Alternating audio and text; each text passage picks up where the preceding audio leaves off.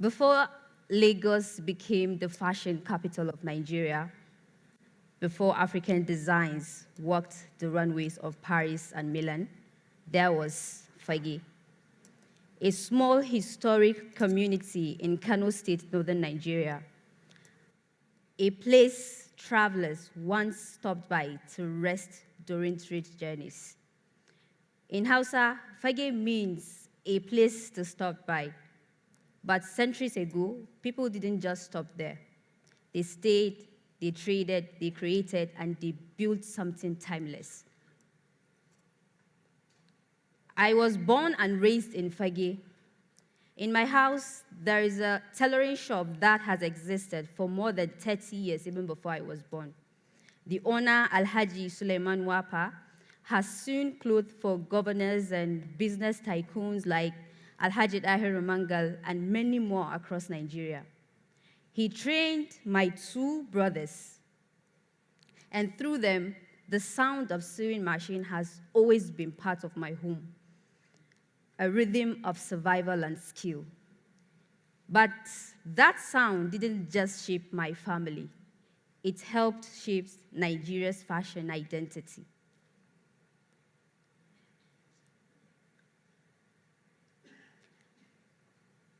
Today, Fagge houses some of Africa's biggest markets, Kantunkwari and Sabongari, the largest textile markets and supply markets in West Africa, Wapa, Nigeria's exchange capital, and Singa, one of Africa's biggest food and commodity markets.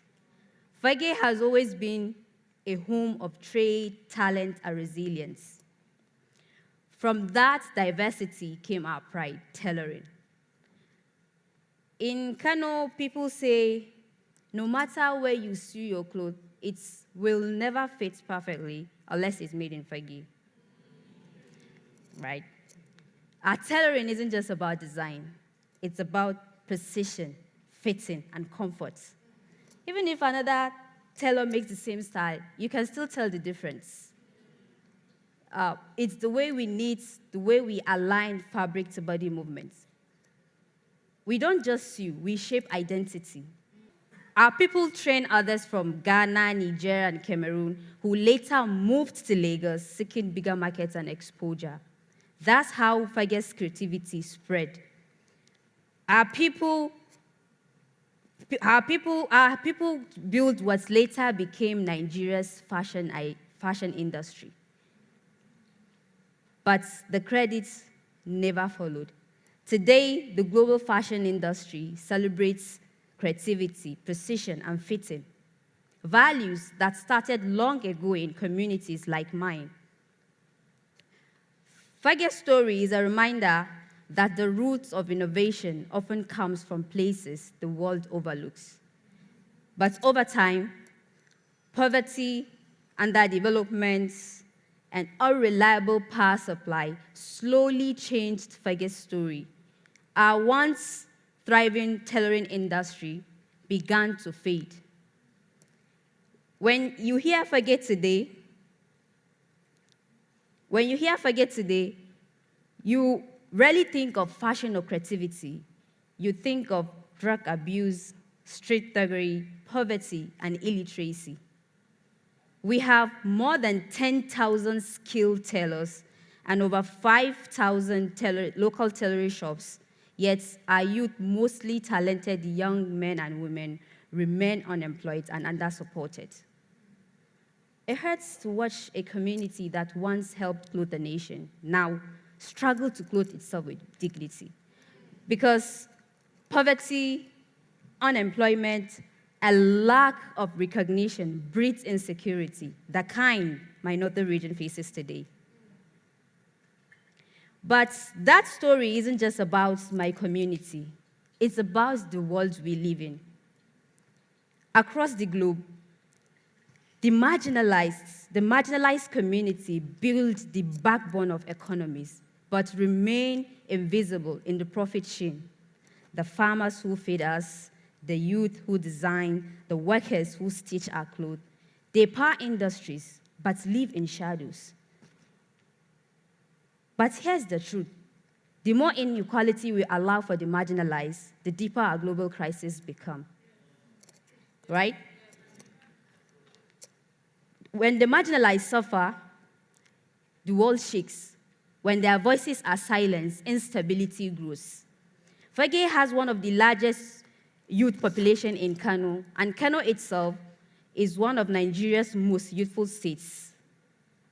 And across Africa, youth are projected to make up more than half of the world's population by 2050.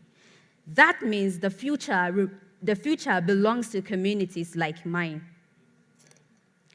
If we continue to neglect the largest and most energetic generation in history, we don't just risk wasting potential, we risk repeating crisis after crisis.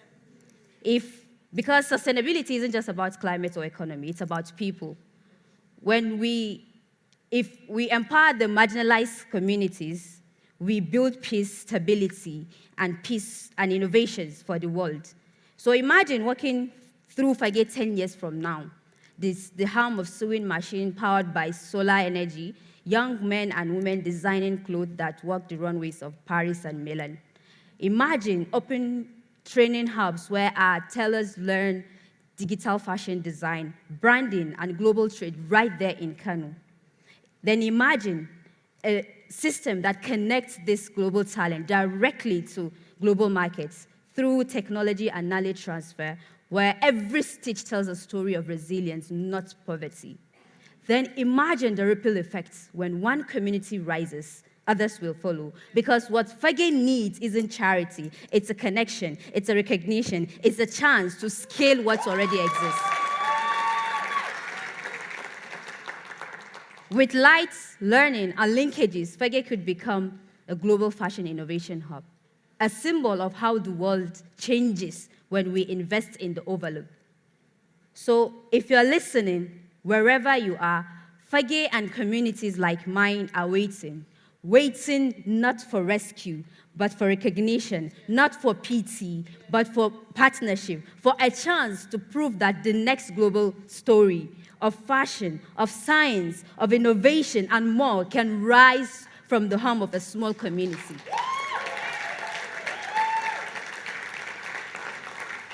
But because maybe the next global fashion inspiration won't come from Paris, Milan, New York, but from the hum of the sewing machine in Fagge. Hopefully. Thank you.